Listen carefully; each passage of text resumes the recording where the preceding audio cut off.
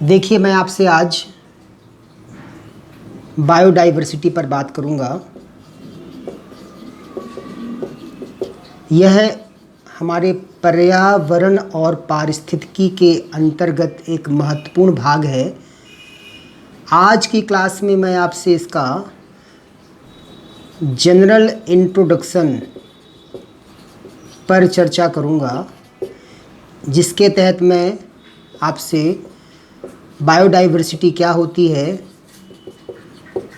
इस पर चर्चा करूंगा, इसके टाइप्स पर चर्चा करूंगा, इसके मेज़रमेंट की जो विधियां हैं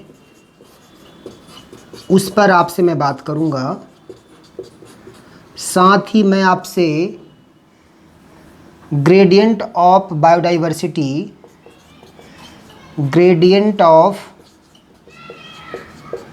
बायोडाइवर्सिटी क्या होती है इस पर भी चर्चा करूंगा। ठीक है।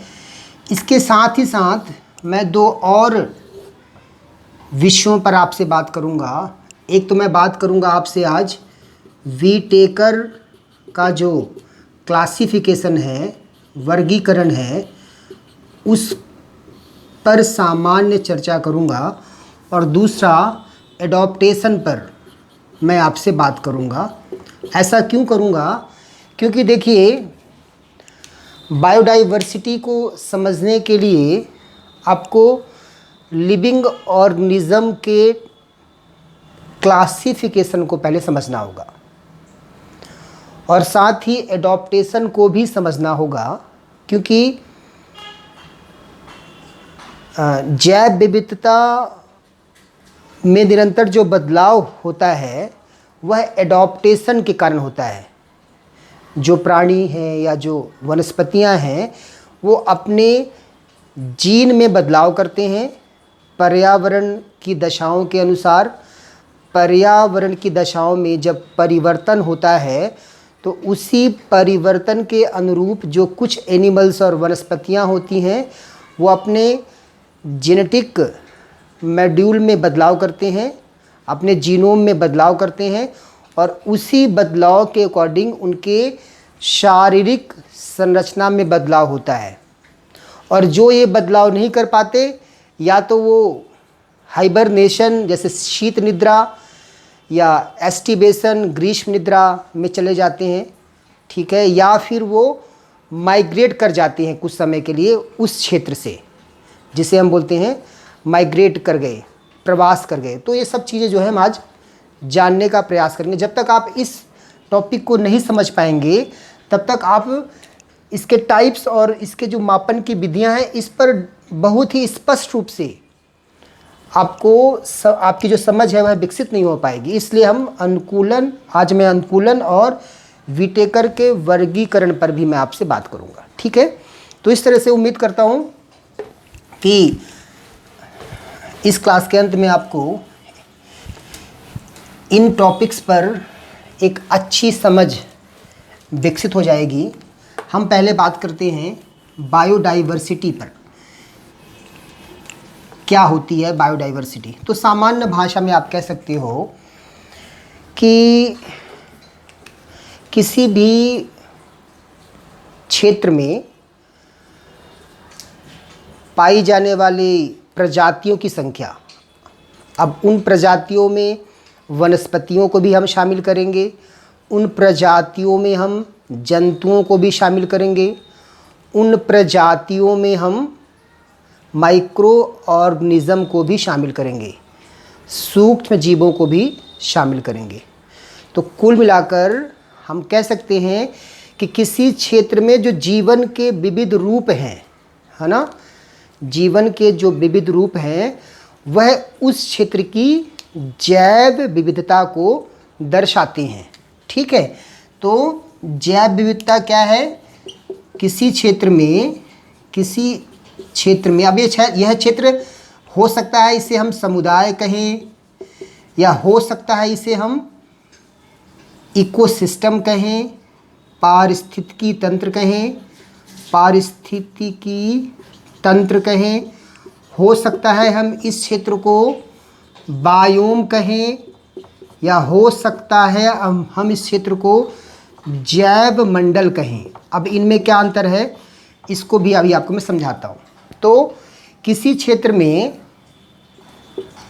जो प्रजातियों की विविध संख्या है, प्रजातियों की के जो क्या है विविध रूप हैं, है ना, वही क्या है वहाँ की बायोडाइवर्सिटी है। अब इन प्रजातियों में हम प्राणियों को, एनिमल्स को भी शामिल करेंगे, हम प्लांट को भी शामिल करेंगे और हम माइक्रो ऑर्गेनिज्म को भी शामिल करेंगे।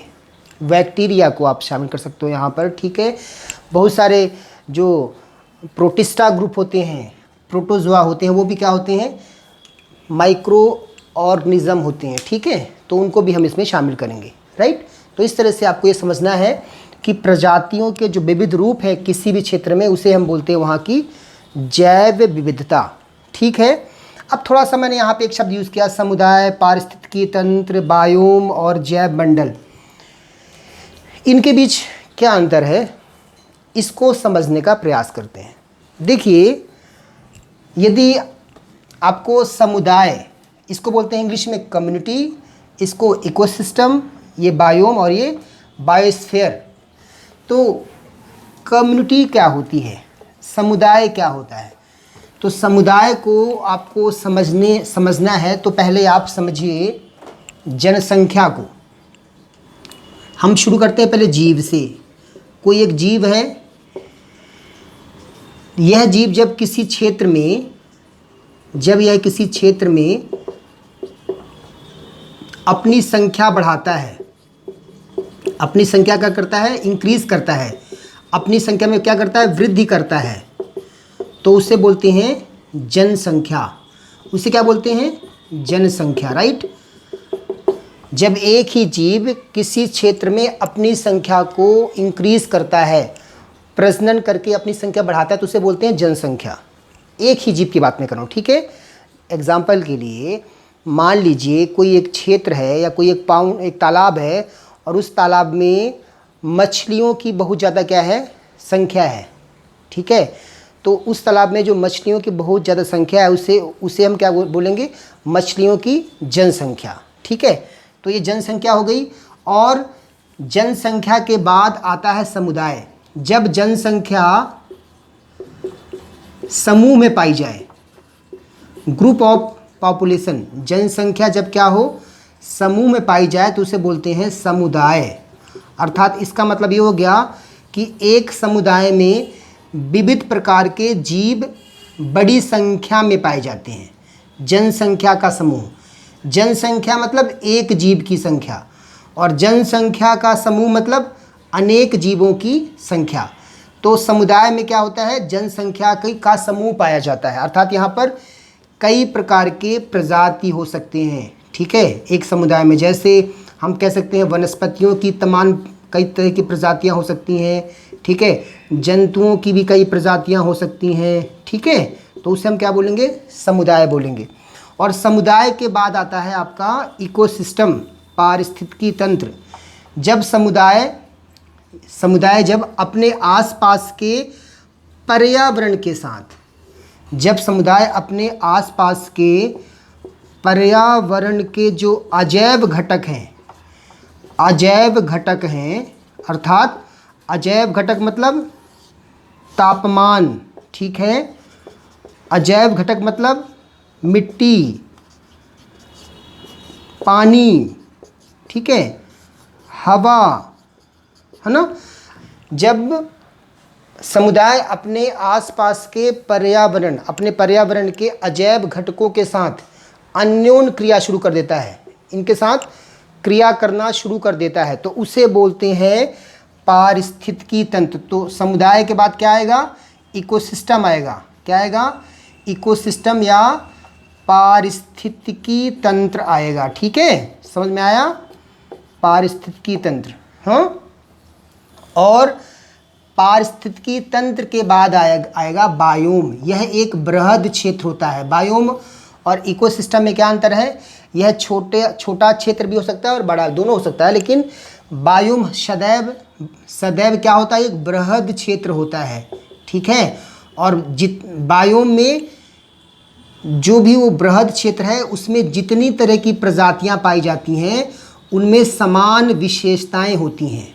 समान विशेषताओं वाली क्या होती हैं वहाँ पर प्रजातियां पाई जाती हैं, उसे बोलते हैं बायोम। एग्जाम्पल के लिए आप कह सकते हो, जैसे एग्जाम्पल आप समझिए, जैसे ट्रॉपिकल रेन फॉरेस्ट एक बायोम है, उष्णकटिबंधीय वर्षा वन क्या है, एक बायोम है। तो यहाँ पर क्या देखते हो आप कि यहाँ की जो वनस्पतियाँ होती हैं वो सदा क्या होती हैं, एवरग्रीन होती हैं, सदा क्या होती हैं, हरी भरी रहती हैं। क्यों? क्योंकि यहाँ की इस क्षेत्र की जो वनस्पतियाँ होती हैं वो अलग अलग समय में अपनी पत्तियों को गिराती हैं। तो क्या होता है, ये हमेशा क्षेत्र कैसा होता है, सदैव हरा भरा होता है। तो वनस्पतियों की समान विशेषताएं हो गई ना, ठीक है।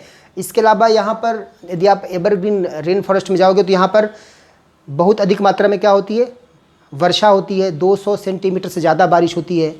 यहाँ की जो मिट्टी होती है वह बहुत, उसमें पोषक तत्व क्या होते हैं, कम होते हैं, है ना। न्यूट्रिएंट क्या होते हैं मिट्टी में, कम होते हैं, है ना। तो ये तमाम विशेषताएं क्या कैसी होती हैं, किसकी हो गई, एवरग्रीन, है ना। रैन एवरग्रीन जो आपके फॉरेस्ट हैं, जो उष्णकटिबंधीय वर्षावन है, उनकी विशेषताएं हो गई ना। तो बायोम क्या हो गई, एक बृहद क्षेत्र होता है और वह उस पूरे क्षेत्र में जो भी वनस्पतियां होती हैं, जो भी प्राणी होते हैं, उनमें समान विशेषताएं पाई जाती हैं, ठीक है। बहुत सारे बायोम होते हैं, मैं तो आपको एग्जांपल दिया। आप ग्रासलैंड का भी एग्जांपल ले सकते हो, जो घास के मैदान है वो भी एक बायोम है। आप टैगा भी एक बायोम है, टैगा मीन्स शंकुधारी, जो जहाँ वृक्ष पाए जाते हैं वो टैगा, उसको हम बोलते हैं बायोम। टुंड्रा भी एक बायोम है, ठीक है। डिज़र्ट एक जो एरिया होता है वो भी एक बायोम है ना। तो तमाम इसके बायोम के अनेक प्रकार होते हैं। जब हम कभी पढ़ेंगे बायोम तो समझाऊंगा। यहाँ पर केवल ये समझिए आप कि बायोम और इकोसिस्टम में क्या अंतर है। बायोम एक बृहद क्षेत्र है और इस पूरे क्षेत्र में समान विशेषताएं वाली वनस्पतियां और प्राणी पाए जाते हैं, ठीक है। और ग्रुप ऑफ बायोम, जो बायोम क्या हो जाए, एक समूह में हो जाए, तो उसे बोलेंगे हम जैव मंडल, बायोस्फीयर, जैव मंडल।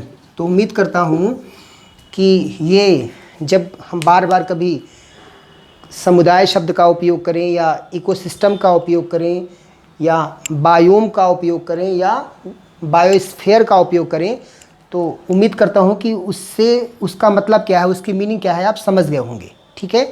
तो ये इसकी मीनिंग है।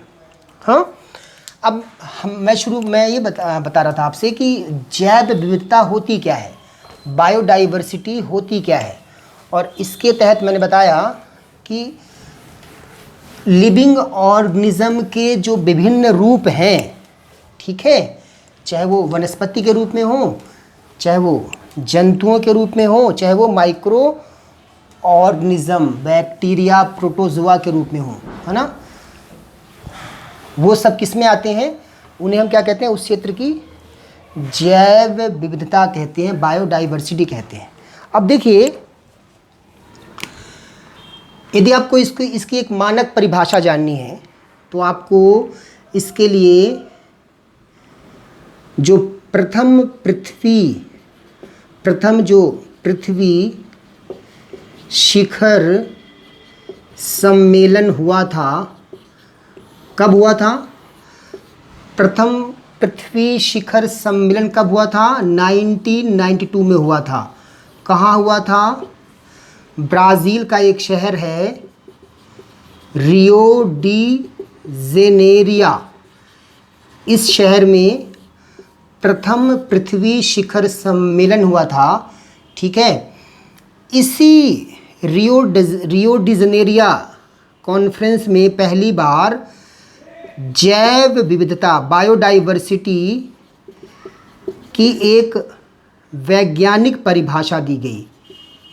एक वैज्ञानिक परिभाषा यहाँ पर दी गई, ठीक है, ये बात ध्यान रखिएगा। हाँ, बाकी आपको पता होना चाहिए, रियो डी जेनेरिया सम्मेलन में ही एजेंडा 21 आया था।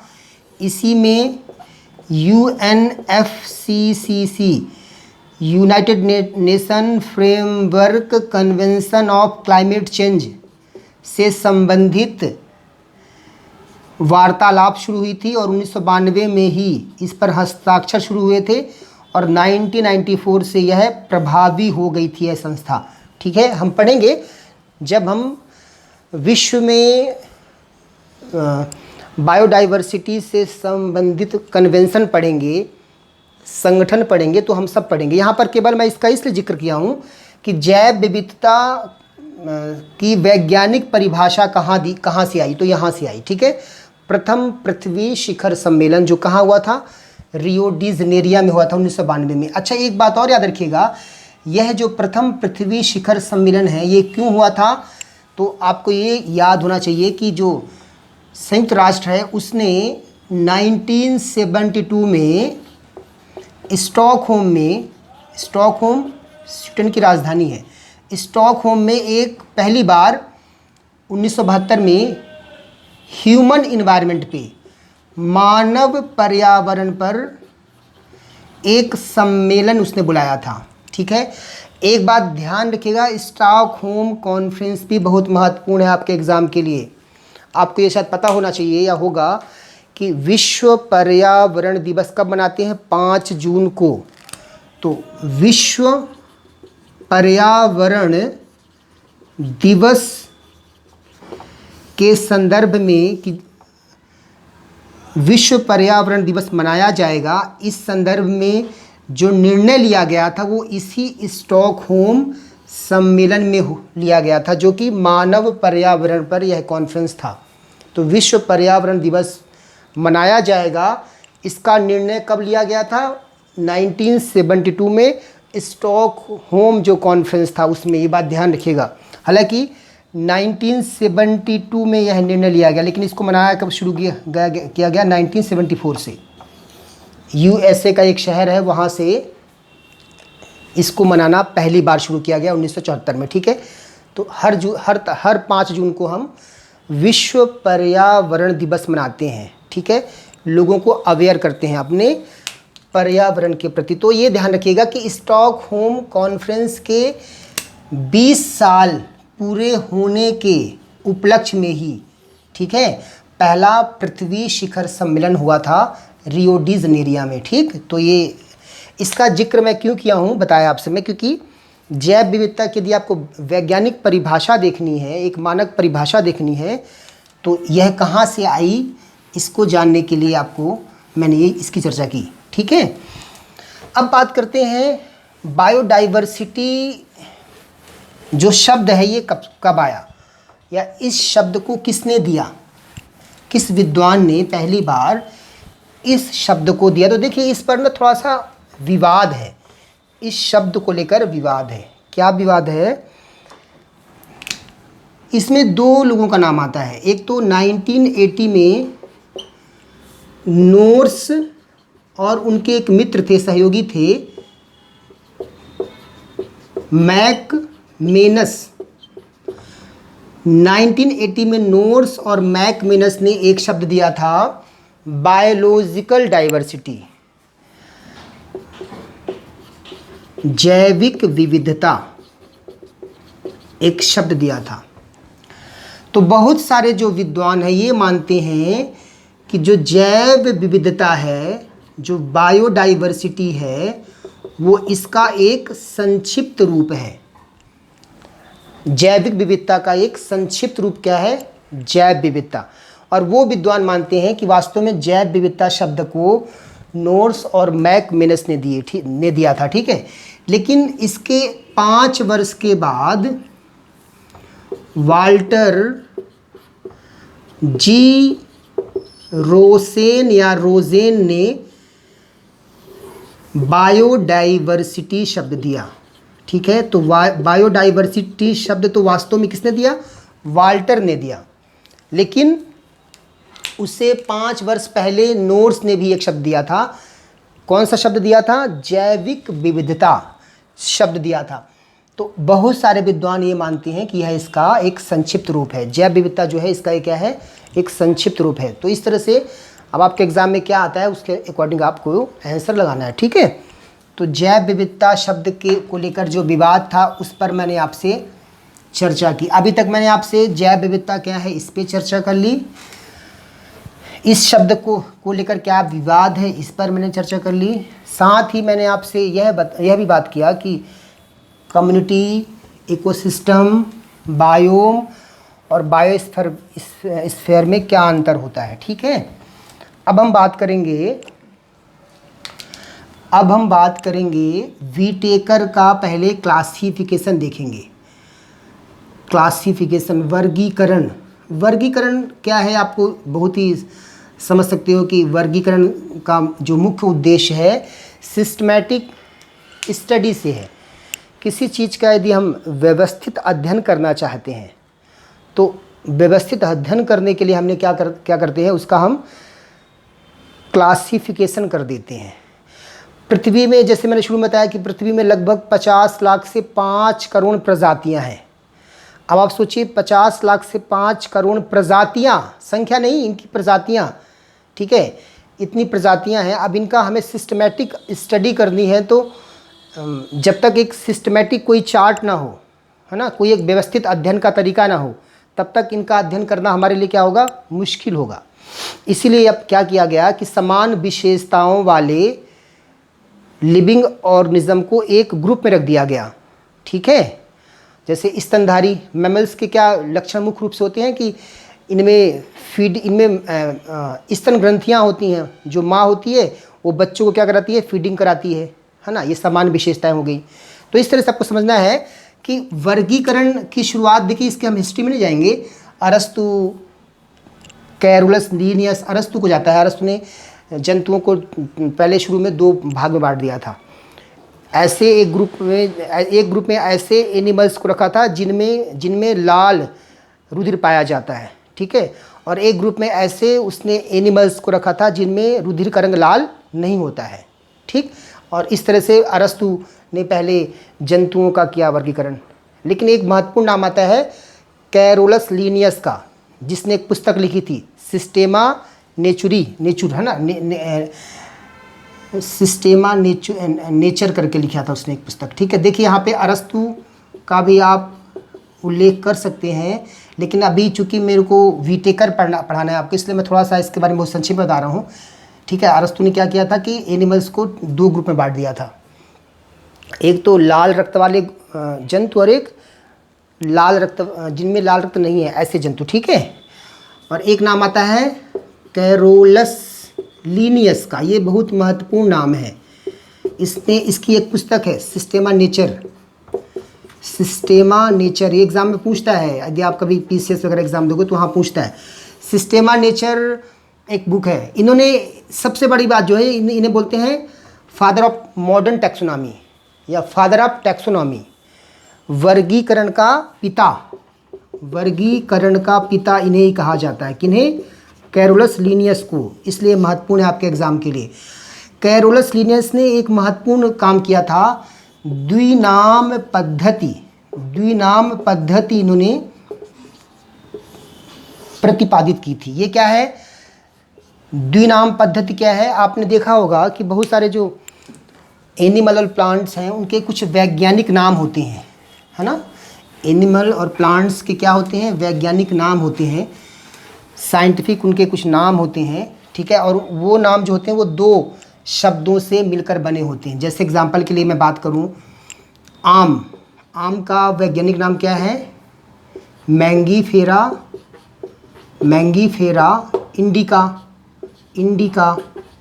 ये आम का, तो इसमें 2 शब्द है ना, एक मैंगीफेरा एक इंडिका। तो जो पहला शब्द है वो तो इस प्रजाति के वंश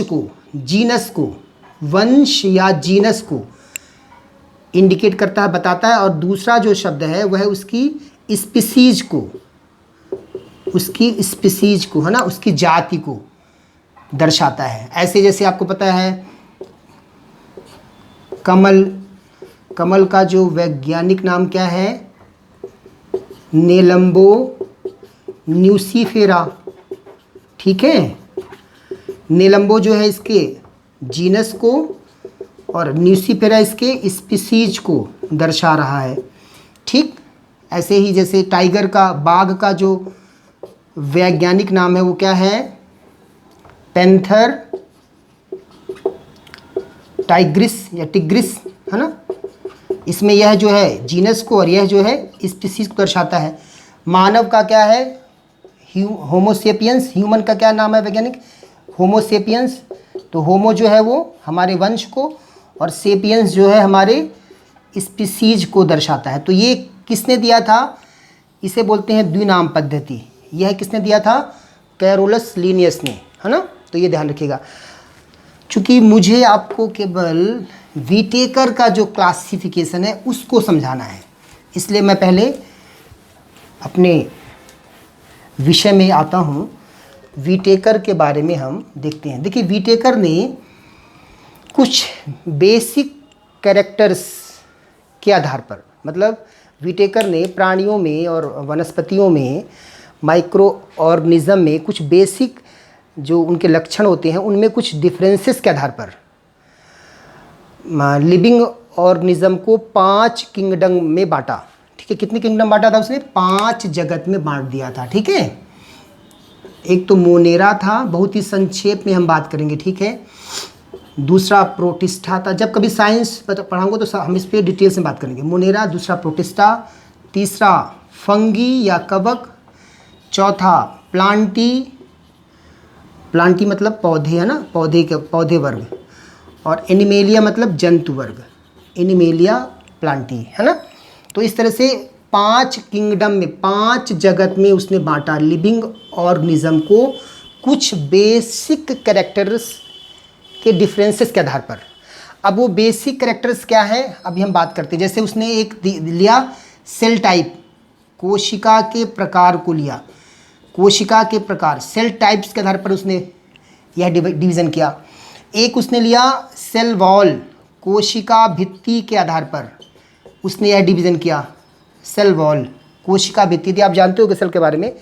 तो सेल के बाहर एक तो होती है plasma membrane, outer most layer है प्लाज्मा मेम्ब्रेन, और बहुत सारे एनिमल्स में छोड़ दीजिए, बहुत सारे प्लांट, फंगी, ठीक है, सारे प्लांट्स आप बोल सकते हो, सारे प्लांट्स में, सारे फंगी में, और कुछ प्रोटिस्टा में, और लगभग सभी मोनेरा में प्लाज्मा मेम्ब्रेन के बाहर भी एक मेम्ब्रेन होती है, एक आवरण होता है जिसे बोलते हैं सेल वॉल। केवल एनिमल्स में सेल वॉल नहीं पाई जाती, बाकी प्लांट्स में, फंगी में, प्रोटिस्टा में और मोनेरा सभी में सेल वॉल प्रेजेंट होती है। हालांकि ये बात अलग है कि प्रोटिस्टा में कुछ में ही पाई जाती है, सब में नहीं पाई जाती।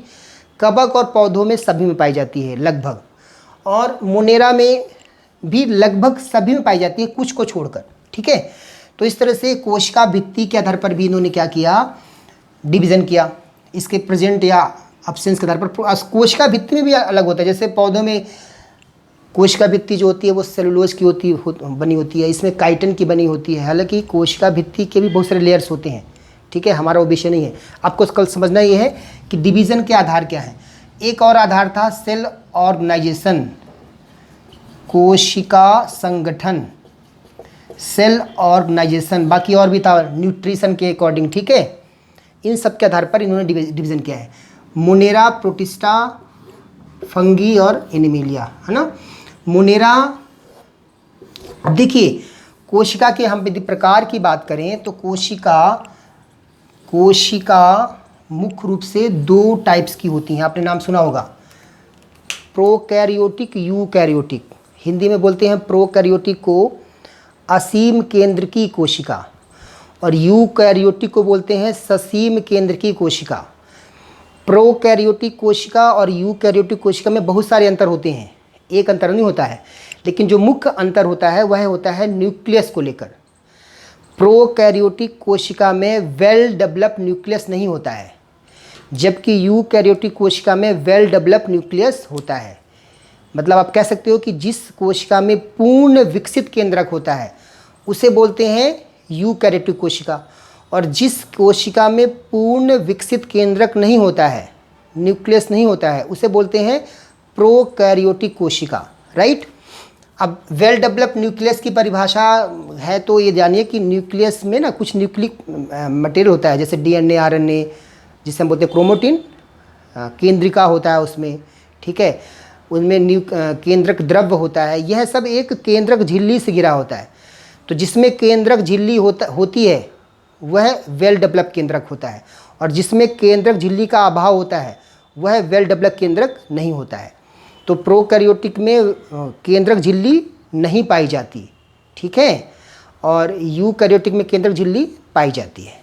तो वेल डेवलप न्यूक्लियस ध्यान रखना। तो कोशिका का प्रकार है ना, कोई बताया ना कि यूकैरियोटिक प्रोकैरियोटिक में और भी बहुत सारे अंतर होते हैं। जैसे एक अंतर और भी होता है राइबोसोम में, यूकैरियोटिक में 80S प्रकार का राइबोसोम होता है, प्रोकैरियोटिक में 70S प्रकार का राइबोसोम होता है। तो जब कभी हम साइंस पढ़ेंगे तो हम डिटेल्स में बात करेंगे, ठीक है। अभी हम केवल ये जान लेते हैं कि मुनेरा जो होता है उसमें प्रोकैरियोटिक कोशिका होती है, प्रोकैरियोटिक कोशिका इसमें होती है, ठीक है।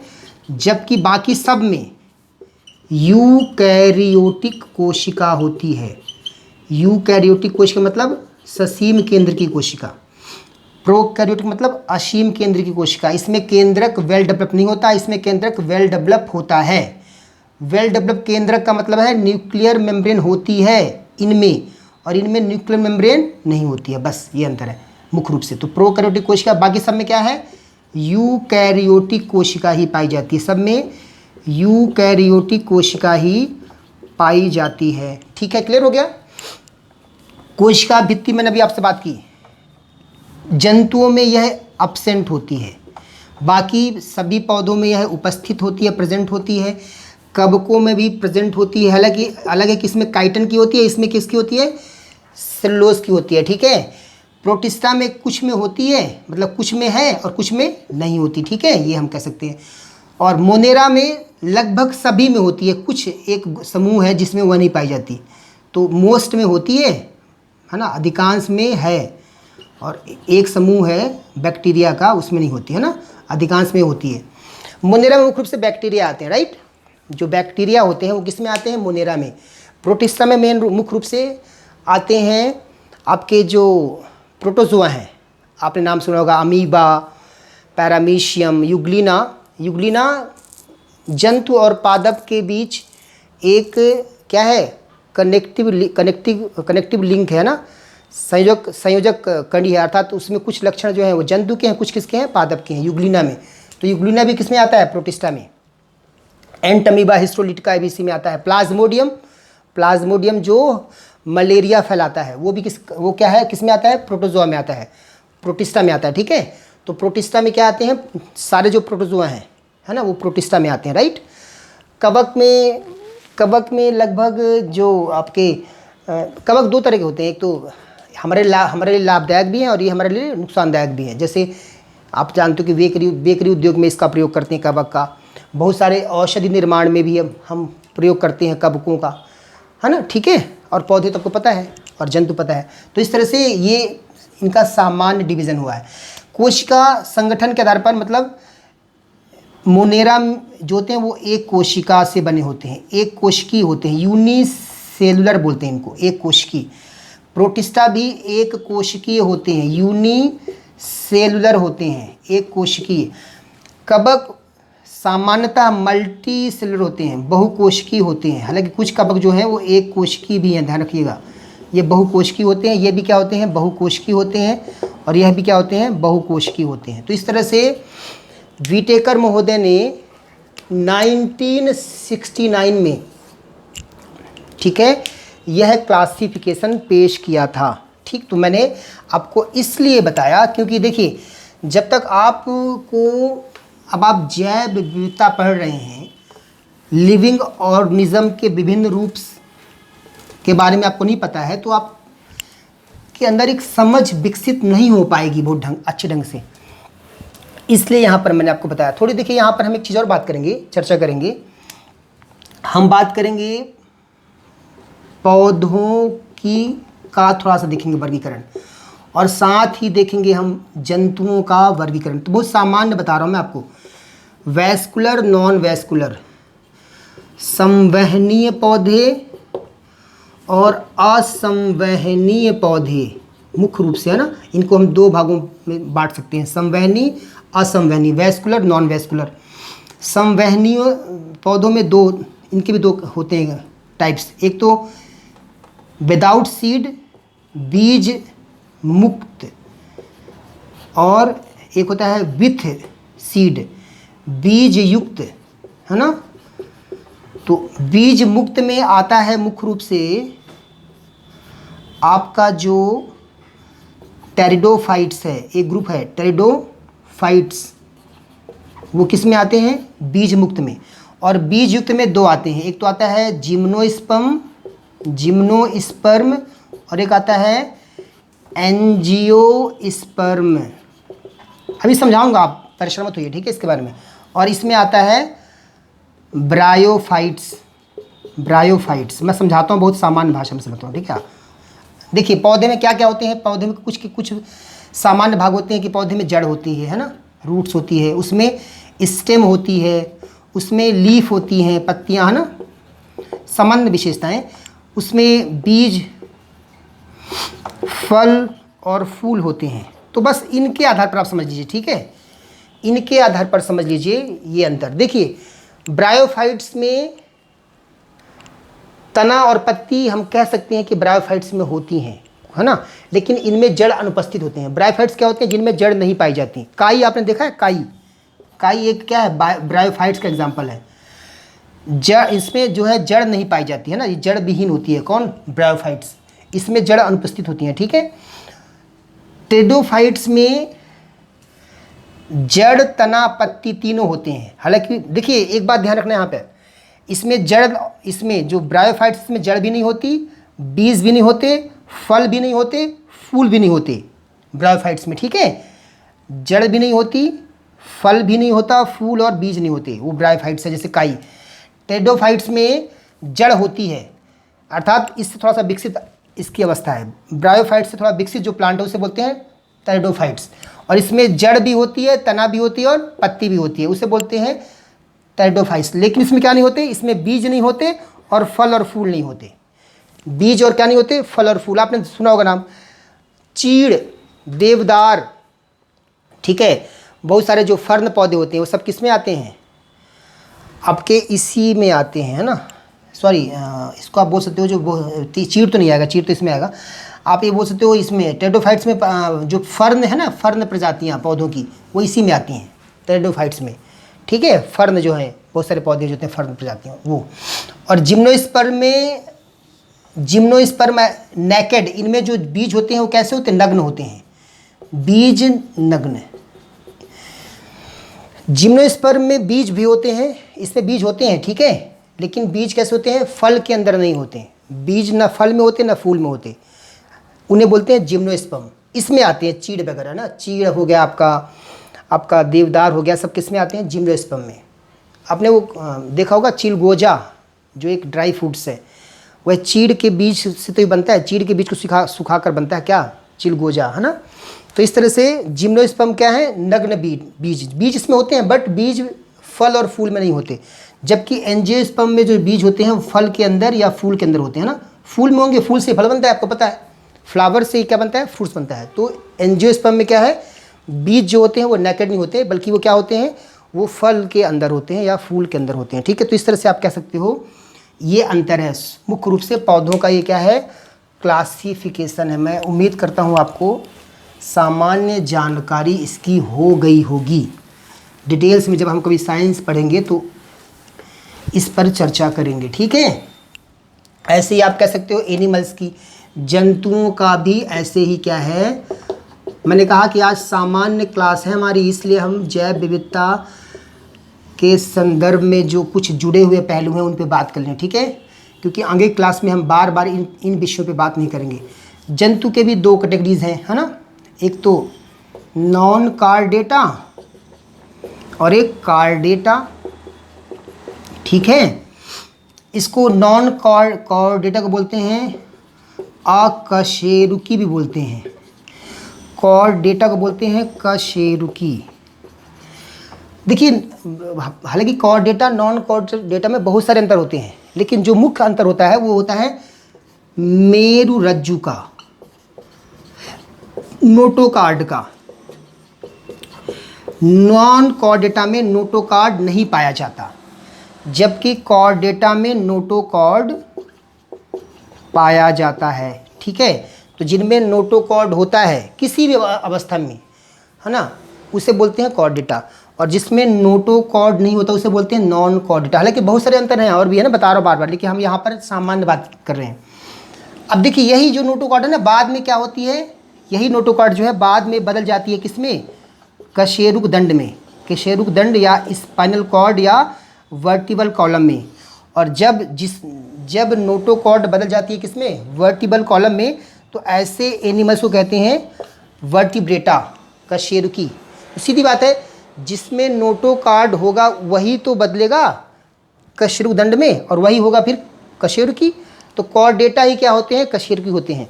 नॉन कॉर्डेटा जो हैं वो अकशेरुकी होते हैं, ठीक है। हालांकि बहुत सारे कॉर्डेटा ऐसे भी हैं जिनमें नोटोकॉर्ड तो पाई जाती है बट उनमें कशेरुक दंड नहीं पाया जाता। जैसे हर्डमानिया, हेमिकॉर्डेटा एक फाइलम है, हर्डमानिया उसका एक एनिमल है, हर्डमानिया सेफेलोकॉर्डेटा, ठीक है, हर्डमानिया सेफेलोकॉर्डेटा, यूरोकॉर्डेटा, ये कुछ ऐसे फाइलम हैं जिनमें नोटोकॉर्ड होती है पर उनमें स्पाइनल कॉर्ड या वर्टिबल कॉलम नहीं होती है, तो वो एक तरह से प्रोटोकॉर्डेटा है। वो क्या है, प्रोटोकॉर्डेटा एक ग्रुप है। हम जब कभी पढ़ेंगे साइंस डिटेल में तो बात करेंगे। यहाँ पर केवल आप समझिए कॉर्डेटा और कशेरुकी में क्या अंतर है, ठीक है, क्लियर हो गया। इसमें एक और भी इसके बीच में होता है प्रोटोकॉर्डेटा। प्रोटोकॉर्डेटा में वो एनिमल्स आते हैं जिनमें नोटोकॉर्ड तो होती है बट नोटोकॉर्ड जो है वो कशेरुक दंड में कन्वर्ट नहीं होती, उसे बोलते हैं प्रोटोकॉर्डेटा।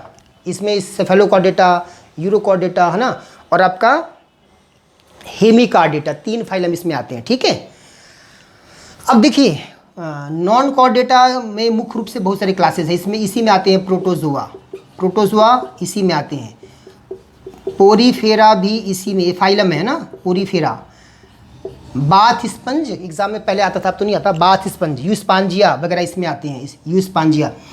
इसके अलावा सिलेंट्रेटा, सिलेंट्रेटा अर्थात आपने सुना होगा कोरल, जो प्रवाल है वो इसी का एनिमल है, प्रवाल, ठीक है, किसका, सिलेंट्रेटा का, है ना, प्रवाल हो गया, ठीक है। इसके अलावा जेलीफिश भी इसका एनिमल है, जेलीफिश, जेलीफिश भी कभी कभी एग्जाम में आता है ना, इसी का सिलेंट्रेटा का है। साथ में फिर प्लैटीहेल्मिन्थीज, प्लैटीहेल्मिन्थीज, है ना, हेल्मिन्थीज, ठीक है, एस्के हेल्मिन्थीज, ठीक है। एनालीडा, एनालीडा अर्थात आपका अर्थवॉर्म, आपका जोक, नैरिस इसका एग्जाम्पल है एनालीडा का। अर्थवॉर्म जो है ना वो इसका एग्जाम्पल है। आपका जोक भी एनालीडा में आता है, ठीक है। मोलस्का, मोलस्का में पाइला वगैरह, मोलस्का में कौन आता है, घोंघा आता है, मोलस्का में घोंघा, सीप, है ना, आपका इसमें मोलस्का में आते हैं, राइट। उसके बाद आपका एक आर्थ्रोपोडा, जितने भी इंसेक्ट हैं, जितने भी मक्खी, मच्छर, आपके बर्रे, मधुमक्खी, ये सब इसी में आते हैं, किसमें, आर्थ्रोपोडा। आर्थ्रोपोडा सबसे बड़ा क्लास है, ध्यान रखना। आर्थ्रोपोडा जो है मतलब सबसे बड़ा फाइलम है, यहाँ पर सबसे ज़्यादा प्रजातियाँ इसी में पाई जाती हैं, आर्थ्रोपोडा में, ठीक है। और लास्ट में एकाइनोडर्मेटा, जिसमें सी कुकम्बर आता है, जिसमें सी स्टार आता है, समुद्री तारा, समुद्री कुकम्बर, इधर पूछे तो किस में आता है, वो एकाइनोडर्मेटा के सभी एनिमल है वो, ठीक है।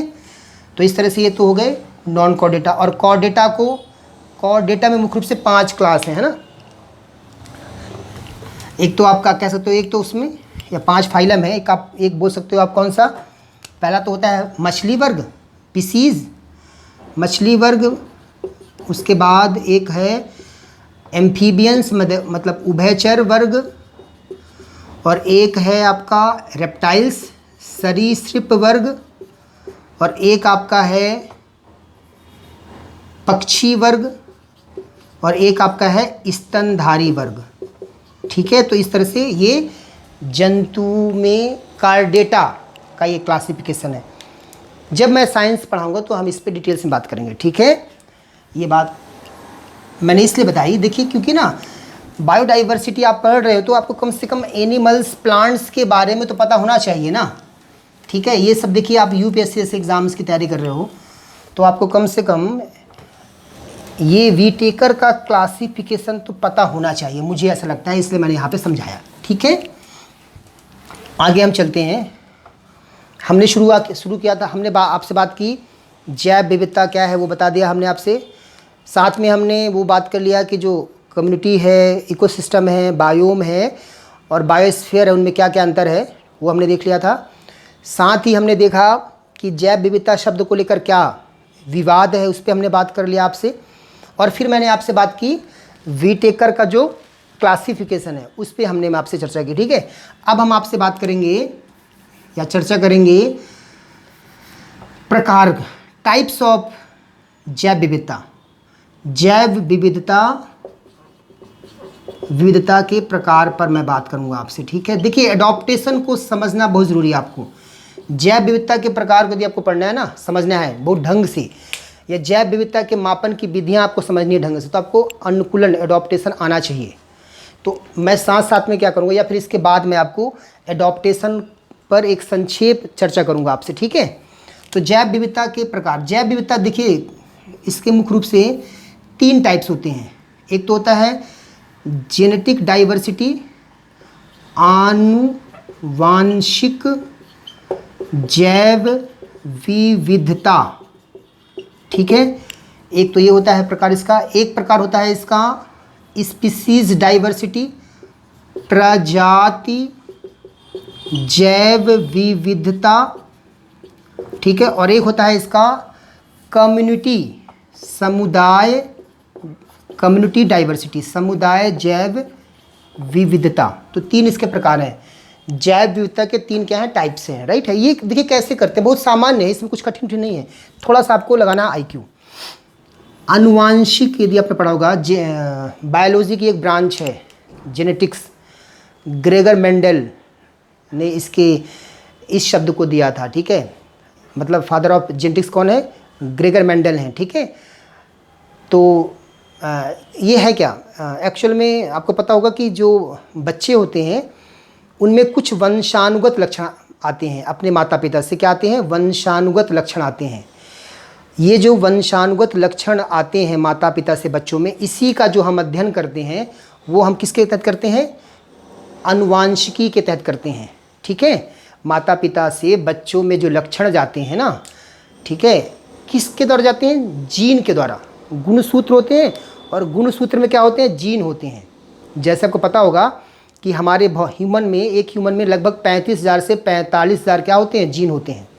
और यही जीन जो होते हैं वो ह्यूमन के करैक्टर के लिए रिस्पॉन्सिबल हैं। मेरी हाइट छोटी होगी या लंबी होगी, मैं काला हूँगा या गोरा हूँगा, ठीक है, मेरी आंखें कैसी होंगी, है ना, ठीक है, मतलब मेरी शारीरिक बनावट कैसी होगी, यह निश्चित होता है मेरे जीन से। और ये जीन मेरे माँ बाप से, मेरे माता पिता से मुझे प्राप्त हुए हैं, ठीक है। और इस तरह से ये क्या काम करते हैं, लक्षण लेके आते हैं, है ना, वंशानुगत लक्षण। तो आनुवांशिक जैव विविधता आप समझ गए होंगे। देखिए जब हम किसी क्षेत्र में, सामान्य भाषा में समझा रहा हूँ, जब हम किसी क्षेत्र में आप समुदाय की बात कर सकते हो, इकोसिस्टम की बात कर सकते हो, बायोम की बात कर सकते हो या बायोस्फीयर की बात कर सकते हो। जब हम किसी क्षेत्र में, ठीक है, जब हम किसी क्षेत्र में वहाँ पर जो जीव हैं, है ना, जीवों में जो उनके जीन में जो अंतर है, उनके जीन में जो क्या है, अंतर है, उस अंतर के आधार पर जो वहाँ पर विविधता पाई गई है, उस आधार पर जब हम किसी क्षेत्र का करते हैं मूल्यांकन, तो उसे हम बोलते हैं आनुवांशिक जैव विविधता। मैं फिर से समझाता हूँ, आप समझ गए ना। जीवों में जो कैरेक्टर्स होते हैं वो किसके कारण होते हैं, जीन के कारण। किसी भी एनिमल में जो कैरेक्टर होंगे ना, लक्षण होंगे, वो किसके कारण होंगे, जीन के कारण होंगे। तो बहुत सारे जीवों में, अभी आप सामान्य सी भाषा समझिए, खरगोश की बहुत सारी प्रजातियाँ, खरगोश एक प्रजाति है, उसकी बहुत सारे क्या होते हैं, उपजातियाँ होती हैं। खरगोश भी बहुत प्रकार के होते हैं। डॉग, कुत्ता एक प्रजाति है, कुत्ते की बहुत सारी क्या होती हैं, उपजातियाँ होती हैं, होती नहीं होती। गाय एक प्रजाति है, गाय की बहुत सारी उपजातियाँ होती हैं, है ना। हालांकि अब हाइब्रिड गाय भी आ गई हैं, लेकिन बहुत सारी प्रजातियाँ जो अपने आप डेवलप हुई हैं, बहुत सारी उपजातियाँ गाय की, है ना। ऐसे आम एक प्रजाति है, आम की बहुत सारी क्या होती हैं, उपजातियाँ होती हैं। स्नैक्स, सांप एक प्रजाति है, सांप की बहुत सारी क्या होती हैं, उपजातियाँ होती हैं, ठीक है। तो ये आपने कभी सोचा है कि यार एक ही प्रजाति की जो विविध उपजातियाँ हैं उनमें अंतर क्यों है, उनके कैरेक्टर्स में, तो वह अंतर क्यों है, उनमें जीन में क्या है, अंतर है। उनके जीन में क्या है, कुछ परिवर्तन हो गया है। अब जीन में परिवर्तन क्यों हुआ है? जीन में परिवर्तन हुआ है एडॉप्टेशन के कारण। पर्यावरण दशाओं में जब बदलाव होता है ना, तो जो भी प्रजातियां हैं वो अपने आप को सरवाइव करने के लिए अपने जीन में बदलाव कर लेते हैं, और जब जीन में बदलाव कर लेंगे तो उनके शारीरिक संरचना में क्या आ जाएगा, बदलाव आ जाएगा, और इस तरह से एक ही प्रजाति की बहुत सारी क्या बन जाती हैं, उपजातियाँ बन जाती हैं। ठीक है, तो इस तरह से यहाँ पर आप समझ गए होंगे कि एक तरह से आनुवांशिक जैव विविधता के अंतर्गत हम एक ही प्रजाति के जो जीव हैं, है ना, उनमें जो जीन के कारण जो अंतर है, उस अंतर के कारण जो विविधता उस क्षेत्र में पाई गई है, ठीक है, उसका अध्ययन करते हैं हम आनुवांशिक जैव विविधता के अंतर्गत। ठीक है, आनुवांशिक विविधता या जेनेटिक डाइवर्सिटी क्या है, क्लियर हो गया? ठीक है, जेनेटिक डाइवर्सिटी को यदि अब एक लाइन में कहोगे तो ये बताओगे कि किसी भी क्षेत्र में जो वहाँ पर एक ही प्रजाति पाई जाती है, एक ही प्रजाति के जो विविध जीव पाए जाते हैं, एक ही प्रजाति के जो विविध उपजातियाँ पाई जाती हैं, उन उपजातियों की विविधता के आधार पर जब हम उस क्षेत्र का अध्ययन करते हैं, उस क्षेत्र का मूल्यांकन करते हैं, तो उसे बोलते हैं आनुवांशिक विविधता। ठीक है, जीन में जो बदलाव आए हैं ना, सीधी सी बात है, जीन में जो परिवर्तन हुए हैं ना, उस परिवर्तन के कारण, जीन में परिवर्तन के कारण जब किसी क्षेत्र में विविधताएं आई हुई हैं, किस क्षेत्र में क्या आई है, विविधता आई है, तो इसे कहते हैं आनुवांशिक विविधता। ठीक है, क्लियर हो गया?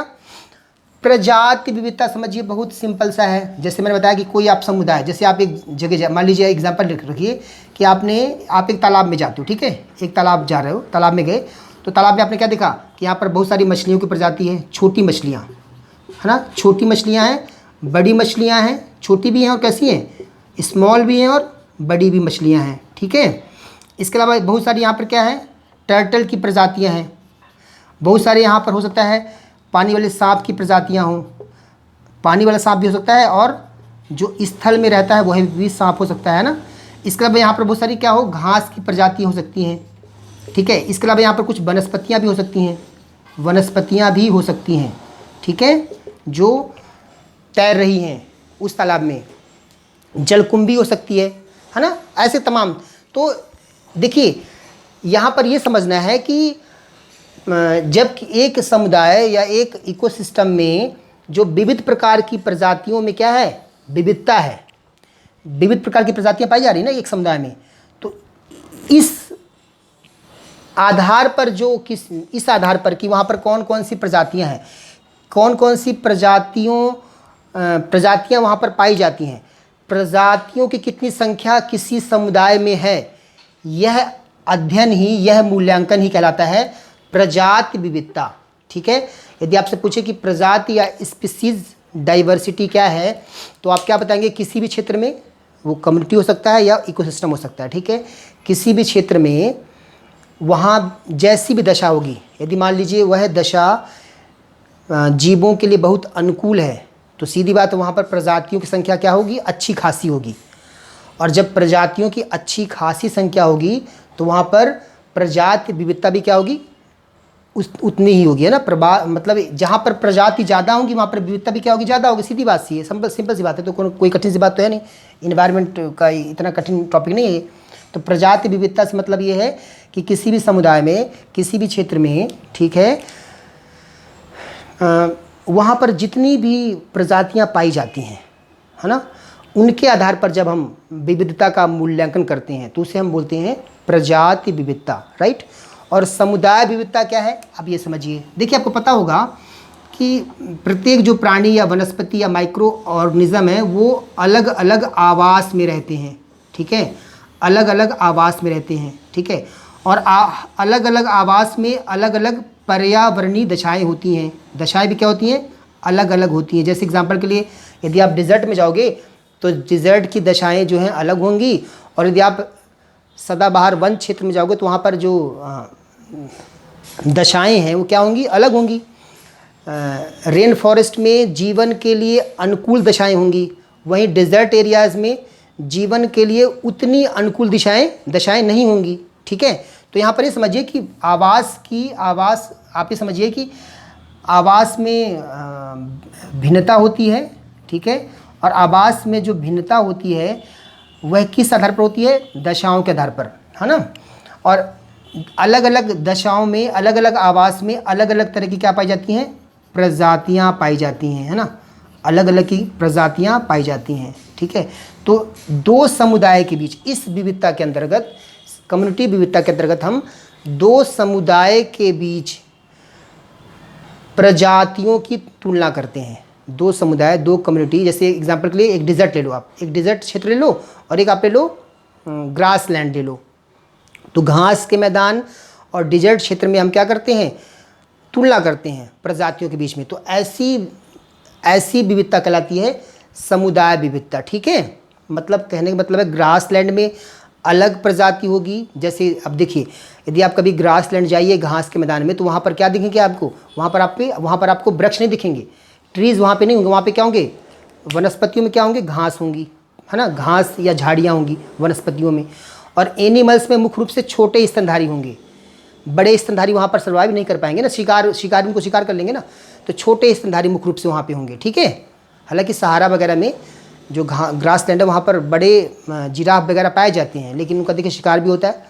तो देखिए ग्रास लैंड में आपको क्या दिख रहे हैं? छोटे छोटे दिख रहे हैं, क्या स्तनधारी, जो छोटे स्तनधारी होते हैं वो पाए जाते हैं।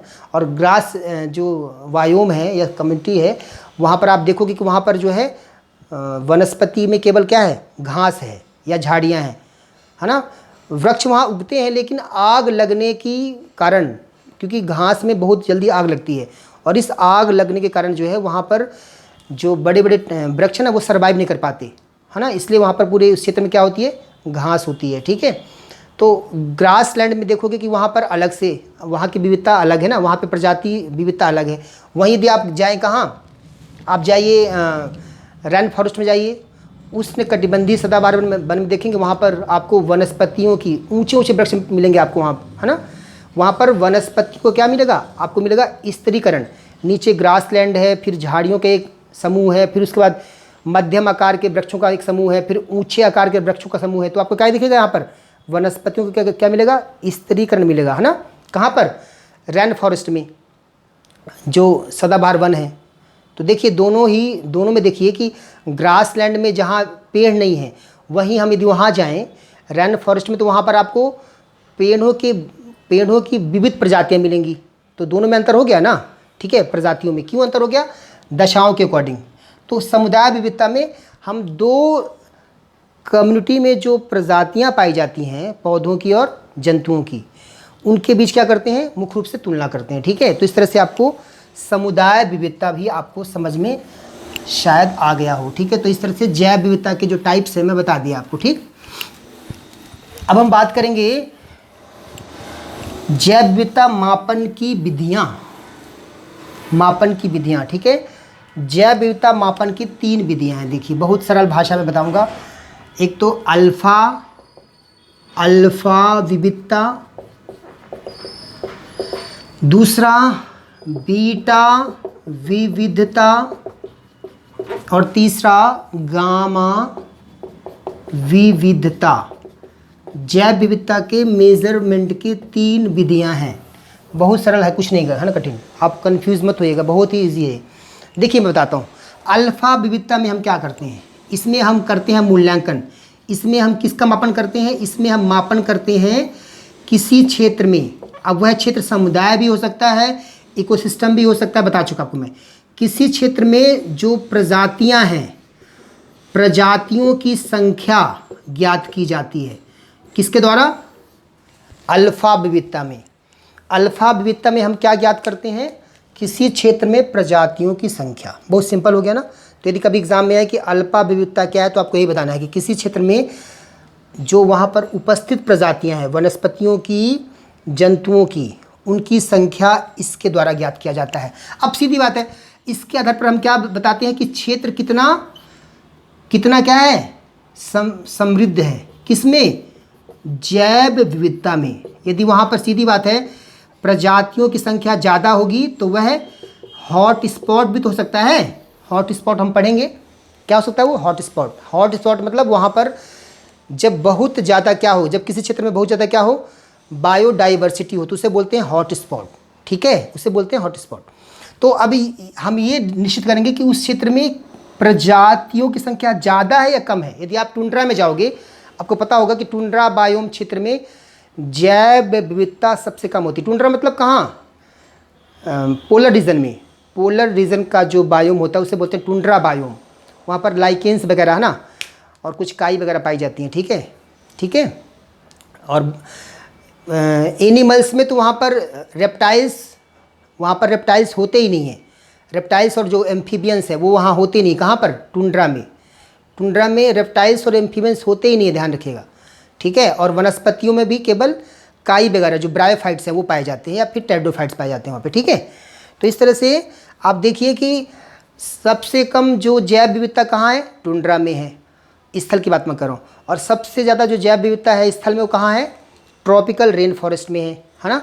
तो हमने कैसे निश्चित किया ये, अल्फा विविधता द्वारा। अल्फा विविधता द्वारा हमने टुंड्रा में प्रजातियों की संख्या ज्ञात की, और अल्फा विविधता द्वारा हमने ट्रॉपिकल रेन फॉरेस्ट में भी प्रजातियों की संख्या ज्ञात की। तो हमें यह पता चला कि जैव विविधता सबसे ज़्यादा कहाँ है। तो हमें पता चला कि जो ट्रॉपिकल रेन फॉरेस्ट है वहाँ पर जैव विविधता सबसे ज़्यादा है। स्थल की बात मैं कर रहा हूँ।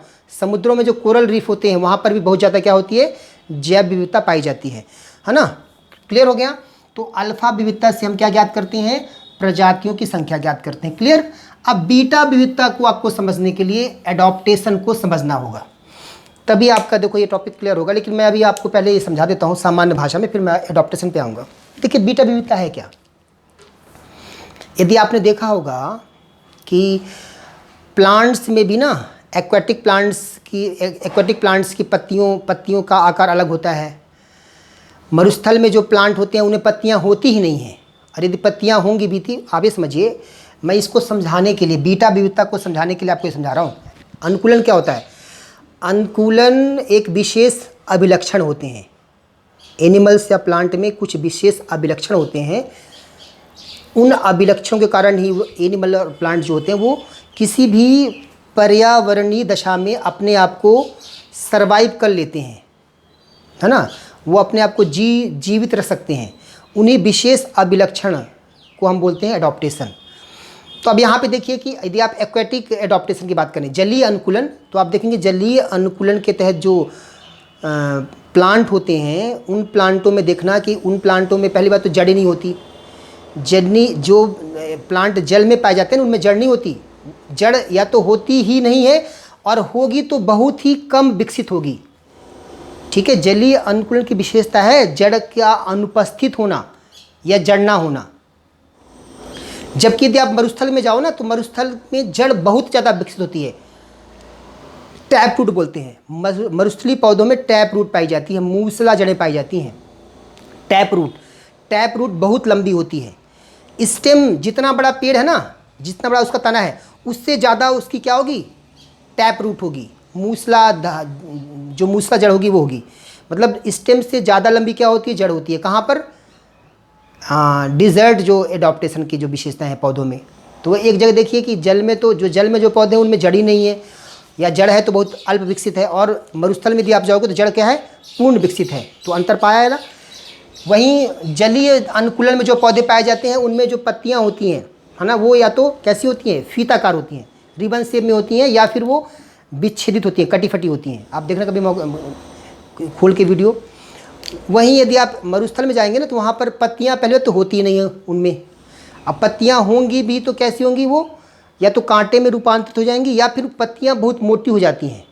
ठीक है, मोटी हो जाती हैं, या फिर उनमें एक मोम सी परत जम जाती है पत्तियों में। ठीक है, तो देखिए दोनों में, देखिए कि दोनों में क्या दिख रहा है कि दोनों जगह प्लांट है, लेकिन उनके शारीरिक बनावट में क्या अंतर है ना, है कि नहीं। तो इस तरह से आप समझिए बीटा विविधता, आप समझिए क्या है। अब समझाता हूँ मैं आपको। एक्चुअल में क्या होता है कि आपको पता है कि परिवर्तन प्रकृति का नियम है। ठीक, हमारे वातावरण में लगातार क्या हो रहा है, परिवर्तन हो रहा है। हमारे, है ना, पर्यावरण में क्या हो रहा है, बदलाव हो रहा है। हमारा जो क्लाइमेट है वो बदल रहा है। तो पर्यावरणीय दशाओं में जब बदलाव होता है तो उसी बदलाव के अकॉर्डिंग जो एनिमल होते हैं वो अपने जीन में क्या करते हैं, बदलाव करते हैं। और जब वो अपने जीन में बदलाव करेंगे तो उनकी शारीरिक बनावट में क्या होगा, बदलाव आएगा। तो शारीरिक जो परिवर्तन हो रहा है किसी भी क्षेत्र में, जो जीव पाए जाते हैं, जो प्रजाति पाई जाती हैं, उनमें जो शारीरिक संरचना में जो क्या हुआ है, परिवर्तन हुआ है, उसका मापन करते हैं हम बीटा विविधता से। तो क्लियर हो गया? आप इसे कैसे समझोगे? एक क्षेत्र हो गया, उस क्षेत्र में क्या समझोगे, जो प्रजातियां हैं उन प्रजातियों ने क्या किया है, पर्यावरण की दशा के अनुरूप क्या किया है, अपने आप को अनुकूलित किया है ताकि वो जी सकें। अनुकूलित किया है, मैं बता चुका हूँ आपको, जैसे भी एग्जांपल दिया था एक्वेटिक और डिजर्ट का। अनुकूलित किया है, इस अनुकूलन में उन्होंने क्या किया है, अपने जीन में परिवर्तन किया है। और जब उन्होंने जीन में परिवर्तन किया है तो उनकी शारीरिक बनावट में भी क्या हुआ है, परिवर्तन आ गया है। और शारीरिक बनावट में जब परिवर्तन आ गया है तो ये जो शारीरिक बनावट में जो परिवर्तन हुआ है इसका मापन ही हम करते हैं किससे, बीटा विविधता के अंतर्गत, है ना। तो बीटा विविधता के अंतर्गत हम किसी क्षेत्र में रहने वाली प्रजातियों के शारीरिक परिवर्तन का अध्ययन करते हैं। क्लियर हो गया? बीटा विविधता क्लियर हो गया? तो हम यह दर्शा सकते हैं कि किसी क्षेत्र में पर्यावरणीय दशाएं कितना बदली हैं, और पर्यावरणीय दशा के अकॉर्डिंग जिस जीव ने अपने आप को अडॉप्ट कर लिया वो तो जी गया, और जिसने अडॉप्ट नहीं करा वो क्या हो गया, वो विलुप्त हो गया। वो क्या हो गया, वो विलुप्त हो गया। ठीक है, तो यह भी हम ज्ञात करते हैं कि कितने लोगों ने अपने आप को सर्वाइव किया और कितने क्या हो गए, प्रजातियाँ विलुप्त हो गई हैं। तो शारीरिक बनावट की में जो परिवर्तन है उसका हम माप करते हैं बीटा विविधता से। उम्मीद करता हूँ आपको एक बात क्लियर हो गई होगी। अब बात करते हैं गामा विविधता। ये भी एक तरह का एडॉप्टेशन है। एडॉप्टेशन ये भी है। अब देखिए दो तरह का, एक तो एडॉप्टेशन के 3 टाइप्स होते हैं, अभी हम जब पढ़ेंगे तो बताएंगे। एक तो होता है वंशानुगत एडॉप्टेशन, जो मतलब हमें माता पिता से प्राप्त होता है, उसे बोलते हैं वंशानुगत। एक होता है एक्वायर्ड एडॉप्टेशन, उपार्जित, मतलब जो हम पर्यावरणीय दशा में जो बदलाव होती हैं उस बदलाव के अकॉर्डिंग जो हम अपने शरीर में बदलाव करते हैं। जैसे एग्जांपल के लिए देखिए कि यदि आप ऐसे किसी क्षेत्र में रहते हैं जहाँ पर बहुत तेज़ धूप होती है तो वहाँ आपके जो स्किन का रंग है वो क्या हो जाता है, बदल जाता है ना। मिलानिन पिगमेंट का ज़्यादा क्या होगा, आपके स्किन में क्या होगा, श्रावण होगा, और इससे आपकी स्किन ज़्यादा क्या हो जाएगी, डार्क हो जाएगी। ठीक है, तो ऐसा इस तरह का जो एडॉप्टेशन है वो क्या है, एक तरह का उपार्जित एडॉप्टेशन है। ठीक है, आपको समझाता हूँ मैं। बहुत सारे जो एनिमल होते हैं ना वो अपने शारीरिक संरचना में बदलाव नहीं कर पाते हैं, तो या तो वो क्या करते हैं, या तो वो मौसम के बदलने के साथ ही निष्क्रिय हो जाते हैं। क्या हो जाते हैं, मौसम के बदलने के साथ ही क्या हो जाते हैं, निष्क्रिय। अब यहाँ पे 2 शब्द आएंगे, शीत निंद्रा, ग्रीष्म निंद्रा। शीत निंद्रा को कहा जाता है हाइबरनेशन, ग्रीष्म निंद्रा को कहा जाता है एस्टिवेशन। तो शीत निंद्रा और ग्रीष्म निंद्रा एक तरह का अनुकूलन है। क्या है, एक तरह का अनुकूलन। ऐसे जीव करते हैं यह काम। शीत निंद्रा और ग्रीष्म निंद्रा मतलब निष्क्रियता। हमारा जो एनिमल्स ये काम करता है ना, ये एडॉप्टेशन दिखाता है, वह अपने बॉडी को कुछ समय के लिए, जैसे शीत निंद्रा शीत ऋतु में होती है, शीत निंद्रा में जो एनिमल होता है ना वो अपने बॉडी को पूरी तरह से निष्क्रिय कर देता है। उसकी जो श्वसन दर है वो बिल्कुल बहुत कम हो जाती है। उसका जो मेटाबॉलिक है, उपापचय दर, वो भी क्या हो जाती है, बहुत कम हो जाता है। ठीक है, इस तरह से हम कहते हैं, उसे बोलते हैं शीत निंद्रा। और ग्रीष्म निंद्रा या एस्टिवेशन ग्रीष्म ऋतु में होता है, करते हैं, है ना। बहुत सारे जो एनिमल्स हैं कि वो गर्मियों में अपने आप को निष्क्रिय कर लेते हैं। ठीक है, माफ़ करेगा। तो इस तरह से शीत निंद्रा और ग्रीष्म निंद्रा क्या है, एक तरह की एडॉप्टेशन ही है, ध्यान रखना, है ना, राइट। तो यहाँ पर ये समझना है आपको गामा विविधता है क्या। मैं ये समझा रहा था कि बहुत सारे जो एनिमल होते हैं ना वो अपने आप को अपने मतलब वो अपने जीन में बदलाव नहीं कर पाते, तो वो क्या करते हैं, या तो वो फिर शीत निष्क्रिय हो जाएंगे या ग्रीष्म निष्क्रिय हो जाएंगे, या फिर वो क्या करेंगे, वहाँ से माइग्रेट हो जाएंगे कुछ समय के लिए, वहाँ से वो चले जाएंगे किसी अनुकूल दशा वाली जगह में। जैसे देखिए साइबेरियन क्रेन जो होते हैं वो कहाँ आते हैं, हमारे राजस्थान में आते हैं ना, केवला देवघाना जो राष्ट्रीय उद्यान है वहाँ से कहाँ, साइबेरियन जो पक्षी है वो साइबेरिया से उड़ के कहाँ आता है, राजस्थान आता है ना, ठंडी के समय। तो ऐसा क्यों करता है, क्योंकि साइबेरियन क्षेत्र में बहुत अधिक ठंड होती है, तो उस ठंड को वह बर्दाश्त नहीं कर पाता, वह उसके लिए अनुकूलित नहीं है, इसलिए वो कहाँ आ जाता है, राजस्थान में आ जाता है। ठीक है, कौन, साइबेरियन क्रेन। तो ये समझिए कि बहुत सारे ऐसे एनिमल्स होते हैं, प्रजातियां होती हैं जो शारीरिक बदलाव नहीं कर पाते। प्रजातियां जो क्या नहीं कर पाती, शारीरिक बदलाव नहीं कर पाती, तो क्या करती हैं, वो अपने आप को जीवित रखने के लिए क्या करती हैं, वो प्रवास करती हैं। क्या करती हैं, वो प्रवास करती हैं।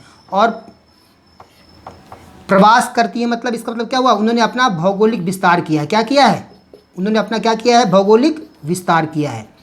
ठीक है, मतलब उनका जो अपना क्षेत्र है वहाँ से वो कहीं और क्षेत्र में क्या उन्होंने किया है, विस्तार किया है। तो इसी भौगोलिक विस्तार का जो मापन करते हैं हम, उसे करते हैं गामा विविधता से। अर्थात गामा विविधता के अंतर्गत हम क्या मापते हैं कि कोई जो प्रजाति है जो पर्यावरण की दशा के अकॉर्डिंग अपनी शारीरिक बनावट में बदलाव नहीं कर सकती, वह उस क्षेत्र से क्या करती है, प्रवास करती है, वह अन्य क्षेत्र में अपना भौगोलिक विस्तार करती है। ठीक है, यह जो भौगोलिक विस्तार उसने किस दर से की है उसका मापन हम करते हैं गामा विविधता से। क्लियर हो गया है, यहाँ पर ध्यान रखिएगा। एक तरह से हम कह रहे हैं ना, बार बार आपसे कह रहा हूँ कि एडॉप्टेशन की कई टाइप्स है ना। एक है व्यवहारगत, आप बोलते हैं उसको व्यवहारी अनुकूलन, व्यवहार में अपना बदलाव कर रहा है कि इसने यहाँ से माइग्रेट कर गया और कहाँ चला गया, किसी अन्य क्षेत्र में चला गया। तो यह जो अन्य क्षेत्र में इसका विस्तार हुआ है इसे बोलते हैं गामा विविधता। तो उम्मीद करता हूँ कि बीटा, गामा और अल्फ़ा विविधता में क्या अंतर है, इनके अंतर्गत हम क्या मापन करते हैं आपको समझ में आ गया होगा। ठीक है, अब थोड़ा सा मैं एडॉप्टेशन के बारे में बात करता हूँ, बहुत ही सामान्य भाषा में। एडॉप्टेशन, अनुकूलन। देखिए, अनुकूलन के तहत बहुत सारे अनुकूलन होते हैं, 3 टाइप्स होते हैं अनुकूलन। ठीक है, मैं आपको अनुकूलन की एक अलग से क्लास लूँगा, ठीक है, 1.5 से 2 घंटे की, तब हम विस्तार से यहाँ पे बात करेंगे। यहाँ पर आप ये समझिए कि देखिए सिंपल सा, जलीय अनुकूलन,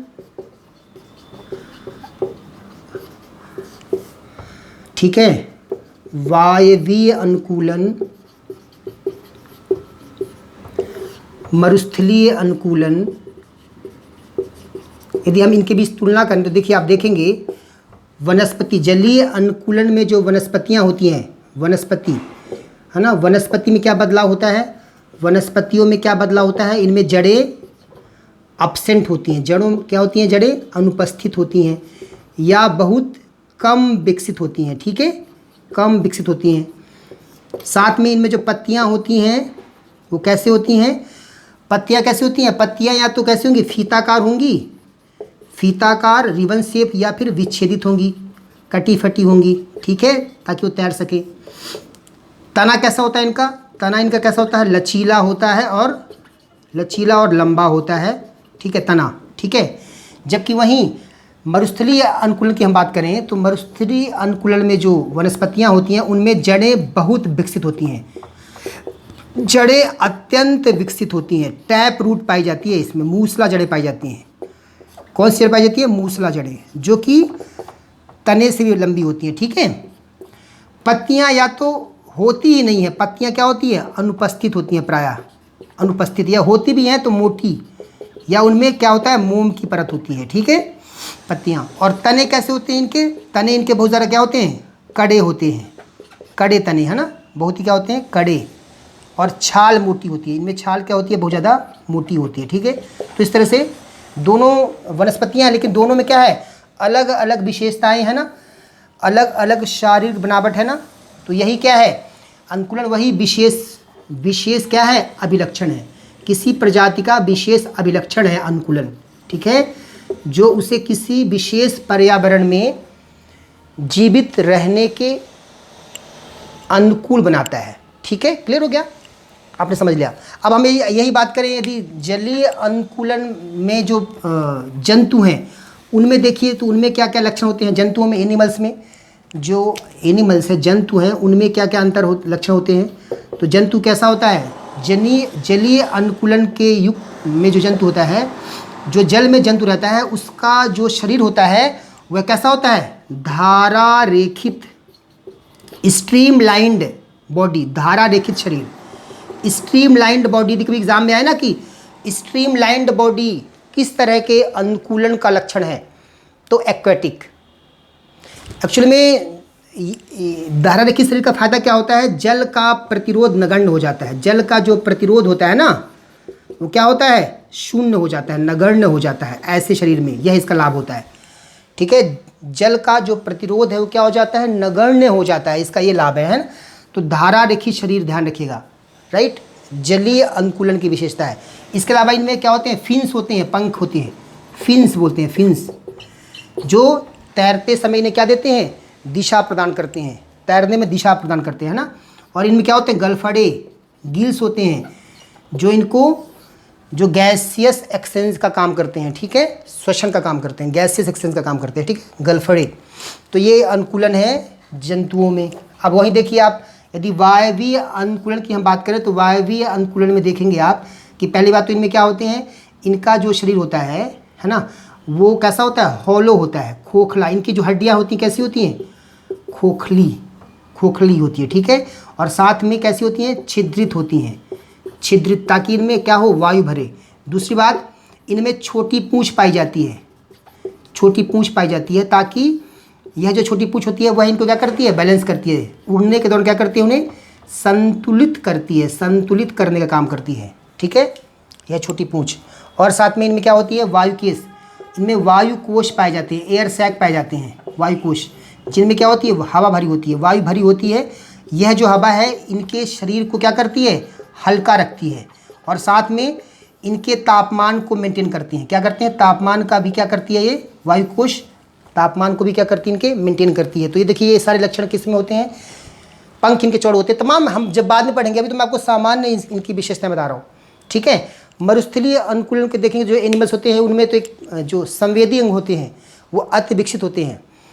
अधिकांश मरुस्थलीय जो एनिमल्स होते हैं उनमें क्या होता है, वो मतलब उनमें विष होता है, जहरीले होते हैं, ठीक है। तो ये सब अडॉप्टेशन की क्या है, कुछ विशेषताएं हैं, राइट। इसी में मैंने आपको बता दिया, क्या बता दिया था आपको मैंने, शीत निंद्रा और ग्रीष्म निंद्रा, क्लियर हो गया, बता दिया था आपको, है ना। अभी मैं एक और देखिए, अनुकूलन का एक और भी लक्षण होता है, उसे बोलते हैं, आपने एग्जाम में आता है, जैव संदीप्त। यह मुख्य रूप से समुद्री मछलियों में होता है, समुद्री जो मछलियाँ होती हैं ना, उनमें यह अनुकूलन पाया जाता है।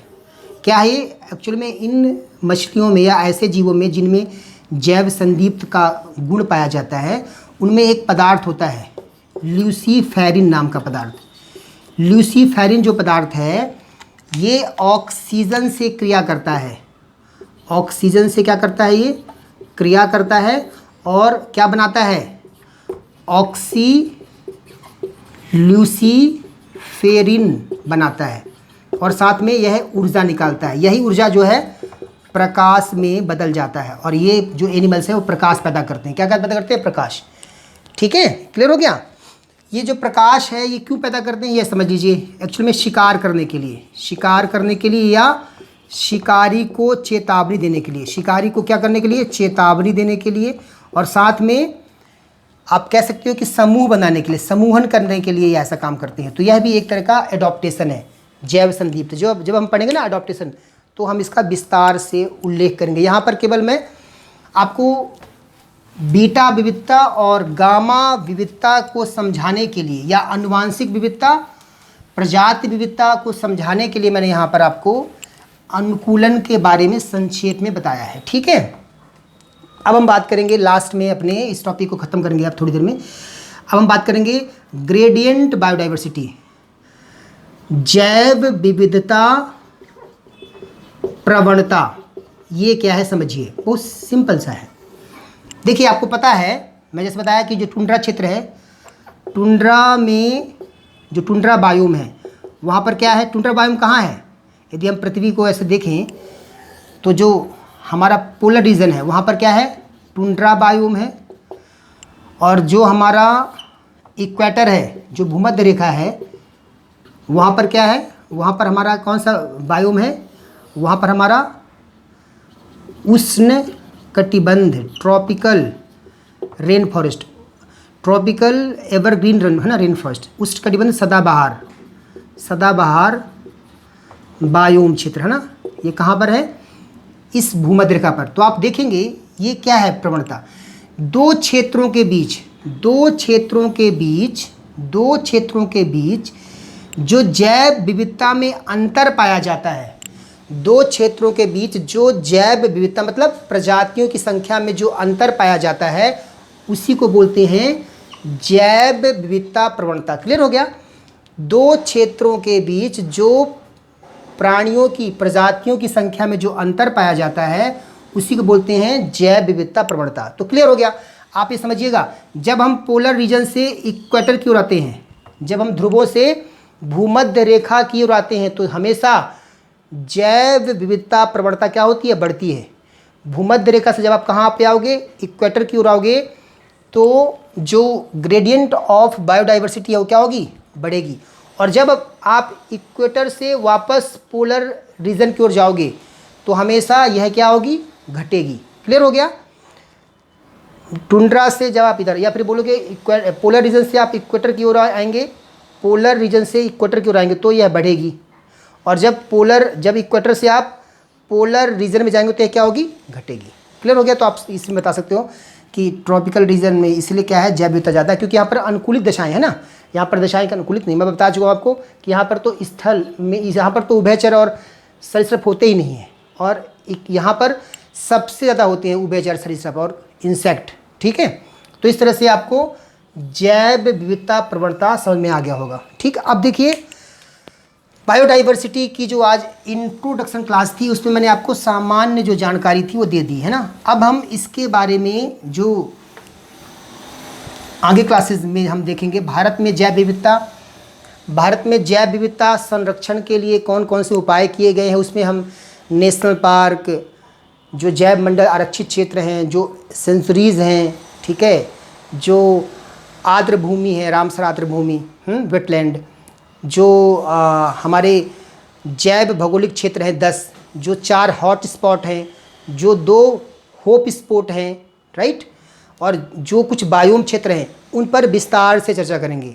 तो पहले हम देखेंगे भारत की जैव विविधता, इसके बाद क्लास में, और इन सिटो कंजर्वेशन, एक्स सिटो कंजर्वेशन को समझेंगे। ठीक है। और बाद में देखेंगे इंटरनेशनल, जो अंतर्राष्ट्रीय स्तर पर जो भी कन्वेंशन हुए हैं जैव विविधता के लिए, उन पे हम बात करेंगे। तो इस तरह से आगे की जो क्लासेस है बहुत महत्वपूर्ण है आपके जैव विविधता के लिए। ठीक है। उम्मीद करता हूँ कि आपको इस क्लास में जो सामान्य परिचय है इसके बारे में आपको समझ में आ गया होगा। ठीक है। धन्यवाद।